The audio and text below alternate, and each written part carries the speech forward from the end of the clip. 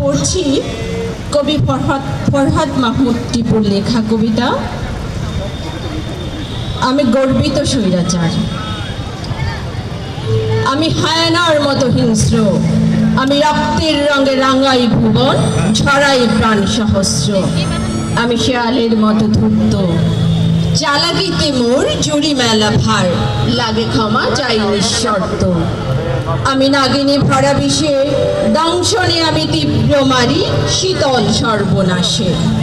আমি ঝঞ্ঝার মতো উন্মাদ, আমি পথের বাধা তছনছ করে মিটাই আপন স্বাদ। আমি শয়তানের অট্টহাসি, আমি লক্ষ্যে অটল, ভেঙে চুরে সব হই সর্বগ্রাসী।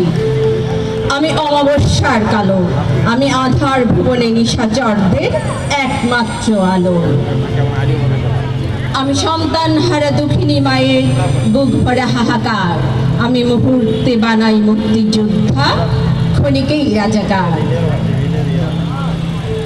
আমি সোজা পথগুলো রুদ্ধ করিয়া বাঁকা পথে করি যাতায়াত, মোর হুকুম তামিল অবাধ্যদের নিমিষেই নেই এক হাত।